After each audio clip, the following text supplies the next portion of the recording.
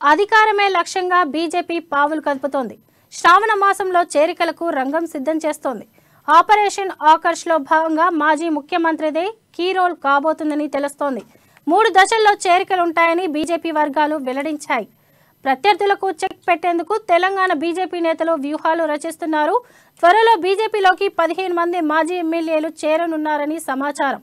కొందరు సిట్టింగ్ ఎమ్మెల్యేలు బీజేపీ వైపు చూస్తున్నారని తెలుస్తోంది. ఇక ఇదే విషయంపై మరింత సమాచారం బ్యూరో చీఫ్ కృష్ణమూర్తి అందిస్తారు.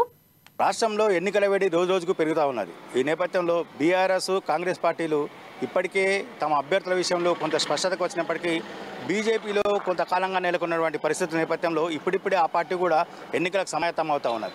అయితే ప్రస్తుతం పార్టీ రాష్ట్ర కార్యాలయంలో బీజేపీ వరుస భేటీలు నిర్వహిస్తూ ఉన్నది. కొన్ని శిక్షణా కార్యక్రమాలు వీటికి సంబంధించిన ఏర్పాటు చేస్తూ ఉంది. అయితే గ్రేటర్ హైదరాబాద్ సంబంధించిన విషయంలో బీజేపీకి మొదటి నుంచి పట్టు ఉన్నది. ప్రస్తుతం గ్రేటర్ హైదరాబాద్లో గ్రేటర్ మున్సిపాలిటీలో బీజేపీకి 46 మంది కార్పొరేటర్లు ప్రాతినిధ్యం వహిస్తున్నారు.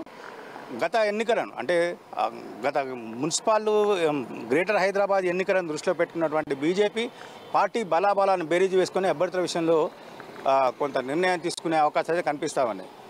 2014 ఎన్నికల్లో అంటే తెలంగాణ ఆవిర్భావం తర్వాత 2014 ఎన్నికల్లో బీజేపీ 5 స్థానాలను గెలుచుకుని అసెంబ్లీలో అడుగుపెట్టగా 2018 ఎన్నికలు ఆ తర్వాత జరిగినటువంటి 2018 ఎన్నికల్లో కేవలం ఒకే స్థానానికి పరిమితమైంది. అయితే ఇక్కడ ప్రస్తుతం అంటే మొన్న ఆ తర్వాత 2020లో జరిగినటువంటి గ్రేటర్ హైదరాబాద్ ఎన్నికల్లో బీజేపీ ఏకాఏకిన 46 డివిజన్లను 46 కార్పొరేటర్ స్థానాలను గెలుచుకొని మిగతా పార్టీలకు అంటే ఇటు బీఆర్ఎస్కు సవాల్గా విసిరింది. ఎంఐఎం కూడా అంతకంటే తక్కువగా అంటే బీజేపీకి గ్రేటర్ హైదరాబాద్లో ఎంఐఎం ప్రత్యర్థిగా భావిస్తున్నారు. ఆ పార్టీ కన్నా ఎంఐఎం కంటే బీజేపీ కొంత మెరుగైన స్థానాన్ని దక్కించుకున్నది. బీఆర్ఎస్ తర్వాత బీజేపీ 2వ స్థానంది. ఈ ఎన్నికల్లో కూడా అంటే రేపు జరగబోయే ఎన్నికల్లో కూడా బీజేపీ బీఆర్ఎస్ కంటే అధిక స్థానాలను ఎంఐఎం కంటే అధిక స్థానాన్ని దక్కించుకొని మరోసారి అసెంబ్లీలో తన సత్తాను చాటాలి. గ్రేటర్ హైదరాబాద్ పైన తనకున్నటువంటి పట్టు నిరూపించుకోవాలని బీజేపీ స్పష్టంగా భావిస్తున్నట్టు తెలుస్తూ ఉన్నది.